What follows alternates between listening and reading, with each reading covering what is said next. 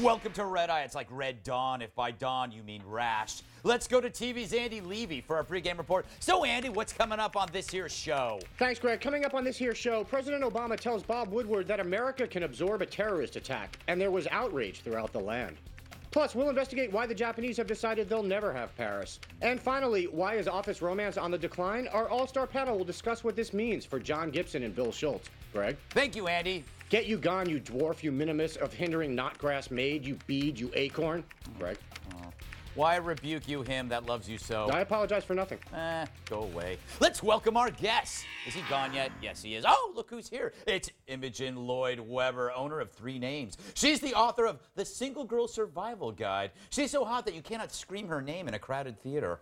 Interesting. Steven Crowder, speaking of crowd, actor, writer, and Fox News contributor. He knows comic timing like I know houseboys whining. It's music to my ears, actually.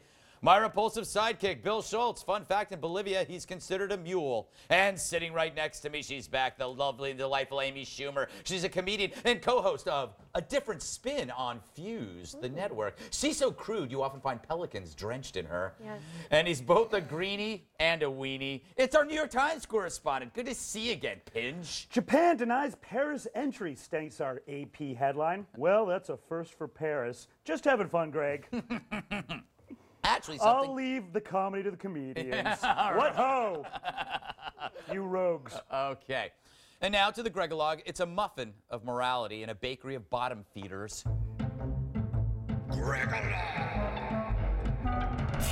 Angry. So here's something that raised the dander on my chapless goat. According to a new book by reporter Bob Woodward, seen here, called Obama's Wars, when warned by advisors of another terror threat on U.S. soil, our president said that our country could absorb the attack.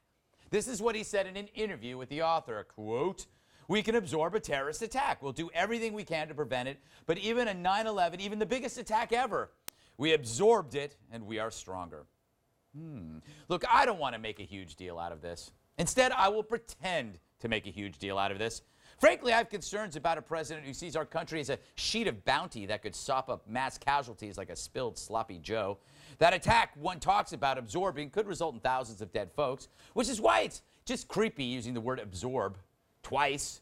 Now, I'm thinking Obama meant it as a compliment, that we're a strong country that can weather anything, and we all agree. But absorb? You can't say that crap. It's cold, it's clinical. It makes Mr. Spock sound like Stuart Smiley. It reminds me of Michael Dukakis way back in the presidential debates of '88 when Bernard Shaw of CNN asked him if his wife were murdered or raped, would he favor the death penalty for the killer? Dukakis said no in a manner only a passionless robot could master, which is why no one remembers anything else from that debate. It destroyed him. For me, the word absorb feels like that. But I guess in the air-conditioned intellect that is Obama, words like absorb seem perfectly reasonable. So as a response, I am boycotting bounty, and I suggest you do the same. And if you disagree with me, you're a racist, homophobic, dinophobe. Look it up.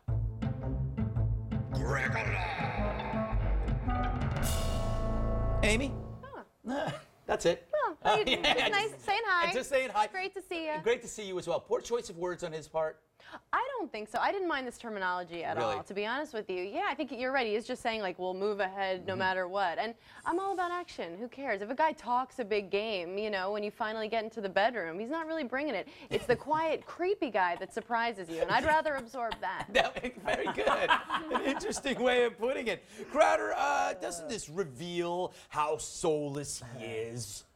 Whoa, your eyes are piercing my soul right now. Yes. And should we impeach him? Whoa. Yes, that's what we should all do. And he's not born here. I know. You know, it comes as no surprise a guy would put politics ahead of national security. The bottom line is, in my opinion, President Obama is a very weak man. And the first thing a weak man does is try to not seem weak. So the same guy who promised he'd close Gitmo is the same guy who can now bang the table and say, by God, I stuck to my timetable on Iraq or Afghanistan, in an attempt to look authoritative. I like the way he did the banging table. I don't think it looks appropriate, to be honest with you guys. That's just because he's shorter. Oh, terrible. That's frightening. So, do you have something to say, Amy? No, Okay. just think you guys look like you're All right. Hey, Imogen. Code for having a great time. Having a great time. Imogen, this guy's supposed to be like the greatest speaker ever. So how come absorb? It's just so clinical. It's all gone a bit wrong. I mean, I like to think I'm an authority on the English language, being English and everything. And absorb really is something to be used, you know, talking about bounty, but also toilet paper. And I don't think America's going down the toilet. I don't think Obama meant that.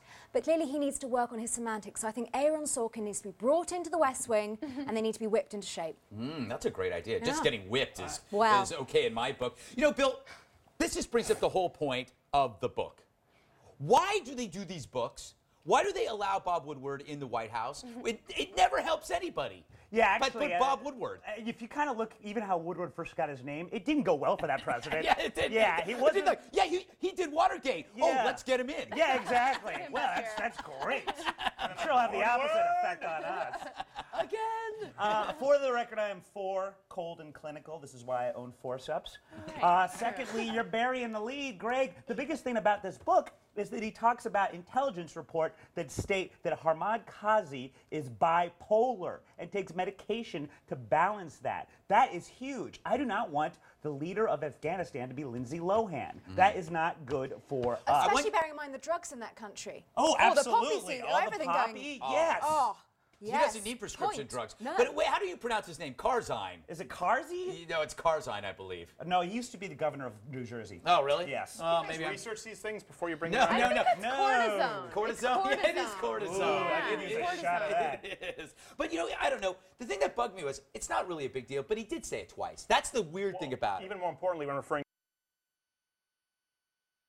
Which I thought was inappropriate. He didn't say that. No, he didn't. Until you've tried it. All right. From absorbing an attack to thinking like a pack, a shocking new study shows that college academics are donating tons of cash to candidates for the upcoming midterm elections. And you'll never guess which party they're overwhelmingly giving to. That's right, the Whigs. I know, I was surprised too. Oh, I kid. Wasn't even that funny. They're actually donating to Democrats by the crap load, just as you might suspect if you're the type of person who suspects things. According to the Center for Responsive Politics, I'm going to work there, 86% of donations from the University of California went to Dems, along with 77% of donations from Harvard. That's a college. Oh. Meanwhile, Princeton employees, losers, gave over $100 grand to Democrats while donating zilch to Republicans. Now, a few southern schools like the universities of Alabama and Georgia did give more to Republicans, but like a sober night for Bill, they were by far the exception. As always, we go live to baby porcupine with the hiccups eating a banana for comment.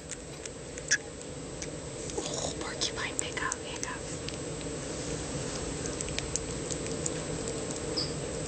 Oh, man. Oh, well said, baby porcupine with the hiccups eating a banana. Well said. I haven't seen any indeed. hiccups. Oh, he had the hiccups. You had to listen closely, Crowder. For gosh sake. not a They were connoisseur mental of- hiccups. Yeah. Hey, Imogen, why do you think this is? Is it because, you know, professors are just more enlightened and smarter than everybody else? The most intelligent people in America are voting Democrat. Are we on MSNBC? I think I feel like I'm on the wrong station. Really? Clearly, we're being very fair and balanced. I'm Yeah. impressed. Yeah, Fox no, you're News absolutely right. Announced intelligent people vote Democrat. Yeah, Amazing. You're absolutely right. Only idiots are Republicans, and only smart people are Democrats. Stephen, is that what we said? Yeah, pretty much. And it should be noted that in no way do these massive contributions affect their ability to teach objectively. Exactly. All right, Mr. Reed, that's 400,000. What's that class? Oh yeah, Republicans started the slave trade. 5, 6, 7, and I got that in college all the time too. You got to admit, it's an awesome trick. Well, it's an awesome system. You think about it, you put kids through public school where they're indoctrinated by oftentimes liberal teachers who are members of the unions. Then you tell them they have to pay for 4 more years into a system where they can be indoctrinated for 4 more years. You're double dipping. I'm trying to find, Amy, I'm trying to find a group of people who are just as ideologically pure. The only thing I can think of is professional athletes are almost always Republican, and comedians are almost always drug-addicted floozies. I know that I can speak to that. And I got my favorite diseases in college. So I want to thank my professors, first of all. I just can't believe the amounts that are being thrown around. It always depresses me. Like, I steal my razors from the gym. Yeah. So it's hard to hear that it's just being donated. Your gym Give it has to razors? me. Yeah, it's pretty fancy. That's a pretty nice gym. Yeah, God, Must be Equinox. it's not Bally's, that's for sure. They don't even have towels. Bill, you donated 87% of your salary to your dealer, Juan Pablo.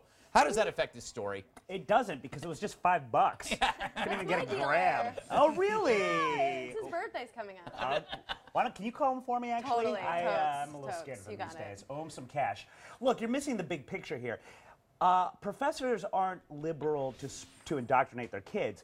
they're liberal so they can screw the co-eds. Yeah, Have you ever that's tried true. to be a Republican professor and get tailed? No, there's no way. Absolutely not. No way. And I would also correct you on one thing. Not all professional athletes are Republican. All white professional athletes are Republican. And Charles Barkley. And Michael Jordan. Huh? Oh, Michael Jordan's a Democrat. Oh no, he's a secret Republican. Oh, a lot of. You're seeing this a lot now in sports. Once people start, once they start making money, start learning about taxes, and it doesn't matter. Skin color doesn't matter. But here, I want to stay on academia. He loves his Hanes. Yes, academia is a place, unlike anywhere else, where there's no real world consequences. Exactly. So you can have any belief you want as long as you have tenure.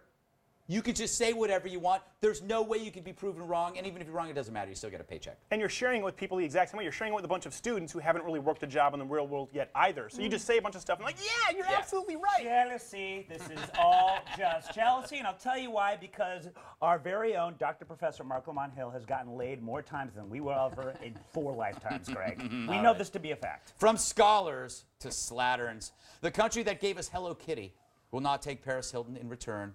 I speak of Japan, perhaps the greatest country on the Eastern Rim. Indeed, our Rising Sun pals apparently hate cocaine convictions as much as they love sushi and have booted out Paris as a result.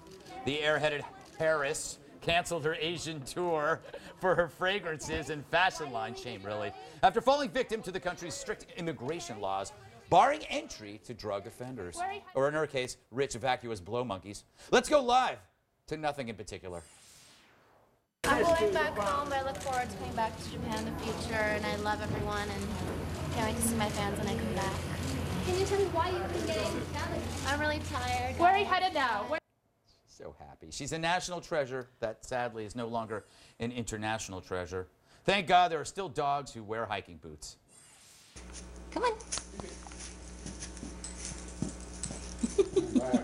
Work it.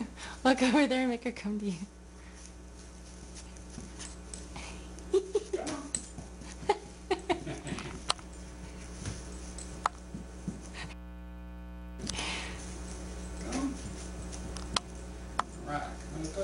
Come on.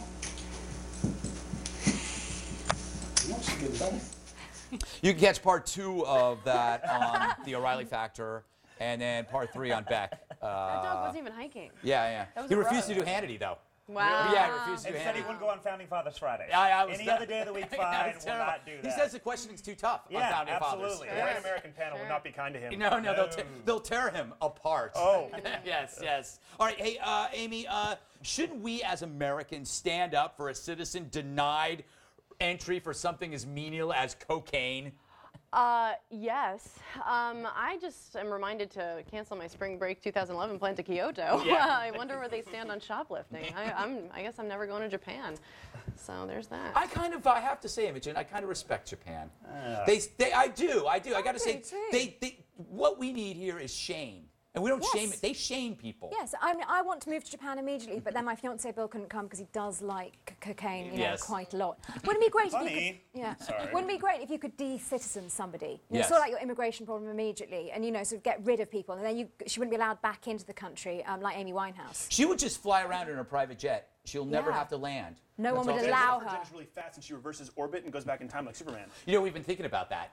It's a national security issue. What do you make of this?